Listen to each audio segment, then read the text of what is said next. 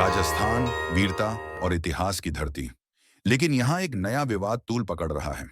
16वीं सदी के मेवाड़ के शासक राणा सांगा को लेकर समाजवादी पार्टी के एक नेता के बयान ने हंगामा मचा दिया है। क्या यह इतिहास की सच्चाई है या महज राजनीति का खेल? आइए जानते हैं पूरी कहानी। राणा सांगा मेवाड़ के शौर्य का प्रतीक। उनके पौत्र महाराणा प्रताप की तरह उन्हें यहां सम्मान की नजरों से देखा जाता है। लेकिन समाजवादी पार्टी के सांसद रामजीलाल सुमन ने दावा किया कि राणा सांगा ने इब्राहिम लोधी को हराने के लिए बाबर को भारत बुलाया था। बीजेपी ने उस बयान को तूल दिया और इसके बाद राजस्थान में गुस्सा भड़क उठा। उदयपुर में सड़कों पर लोग उतर आए। करणी सेना ने धमकी दी कि वे इस बयान देने वाले की जुबान काट देंगे।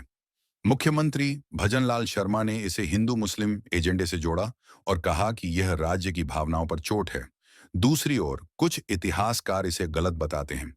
उनका कहना है कि बाबर को दौलत खान लोधी ने बुलाया था, न कि राणा सांगा ने। लेकिन कुछ इतिहासकारों का कहना है कि राणा सांगा ने ही बाबर को बुलाया था। इतिहासकार रवि भट्ट ने बाबरनामा के हवाले से कहा है कि राणा सांगा ने ही बाबर को भारत बुलाया था। मुख्यमंत्री भजनलाल शर्मा ने विधानसभा में इस मामले को तूल देते हुए कहा कि यह टिप्पणी राज्य के लोगों की भावनाओं के खिलाफ है। विधानसभा में इस मामले पर हंगामा हुआ। दक्षिणपंथी राजपूत समूह करणी सेना ने धमकी दी है कि वे समाजवादी पार्टी के नेता की जुबान काट देंगे। 24 मार्च को राजस्थान विधानसभा में हंगामा हुआ। भाजपा विधायकों ने सुमन के खिलाफ कार्रवाई की मांग की। भाजपा विधायक श्रीचंद कृपलानी ने सुमन के बयान का विरोध किया और कार्रवाई की मांग की। जैसे ही उन्होंने यह मुद्दा उठाया, कांग्रेस विधायक हरिमोहन शर्मा ने आपत्ति जताई और कहा कि इस विषय पर सदन में चर्चा नहीं की जा सकती। इस पर भाजपा विधायकों ने जोरदार विरोध दर्ज किया और कांग्रेस को निशाना बनाया। कांग्रेस के खिलाफ नारे लगाते हुए भाजपा विधायकों ने सवाल किया कि राणा सांगा के अपमान पर सदन में चर्चा क्यों नहीं की जा सकती। कांग्रेस ने इसे चर्चा से बाहर बताया। उधर मेवाड़ के पूर्व राज परिवार के विश्वराज मेवाड़ ने कहा कि यह बयान न सिर्फ गलत है बल्कि समाज को बांटने की साजिश भी है। पहले जानिए कि सपा नेता रामजी लाल सुमन ने क्या कहा था। सुमन ने कहा था, राणा सांगा एक गद्दार थे जिन्होंने इब्राहिम लोधी को हराने के लिए बाबर को बुलाया था। फिर शुक्रवार को राज्यसभा में गृह मंत्रालय के कामकाज पर चर्चा के दौरान सुमन ने अपने बयान पर कायम रहते हुए राणा सांगा को बाबर के भारत आक्रमण से जोड़ा। यह विवाद यही नहीं रुका है। पहले औरंगजेब की तारीफ को लेकर हंगामा हुआ था। सपा नेता अबू आजमी ने औरंगजेब को महान बताया तो हिंदू संगठनों ने औरंगजेब की कब्र खोदने की धमकी दी। अब राणा सांगा को गद्दार कहने का मुद्दा दिल्ली तक पहुंच गया। भाजपा नेता रविशंकर प्रसाद और गजेंद्र सिंह शेखावत ने इसे इतिहास से छेड़छाड़ बताया।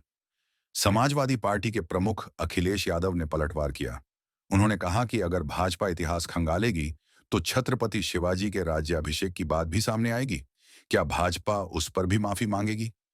यह सवाल अब हवा में तैर रहा है। राणा सांगा ने बाबर को बयाना में हराया था, लेकिन आज वह ऐतिहासिक स्थल खंडहर बन चुका है। राणा सांगा के योगदान पर राजनीति होने के बावजूद बयाना, जहां बाबर के साथ उनकी महान लड़ाई हुई थी, आज उपेक्षित है। उसे भुला दिया गया और बदहाल है। बीजेपी राणा सांगा का राग अलाप रही है, लेकिन बयाना कस्बे की उसे चिंता नहीं है। भरतपुर से 30 किलोमीटर दूर यह ऐतिहासिक स्थल खंडहर में तब्दील हो रहा है। यहाँ केवल एक बोर्ड लगा है जो यात्रियों को बयाना के ऐतिहासिक युद्ध क्षेत्र की ओर संकेत करता है। बयाना के विकास के लिए बीजेपी सरकार के पास कोई योजना नहीं है। हाँ, उसके पास राणा सांगा के नाम पर हिंदू मुसलमान करने की पूरी योजना है। क्या यह विवाद सच को सामने लाएगा या सिर्फ राजनीति की आग में जलता रहेगा? आप क्या सोचते हैं? कमेंट में बताइए। हमारे चैनल को सब्सक्राइब करना न भूलें।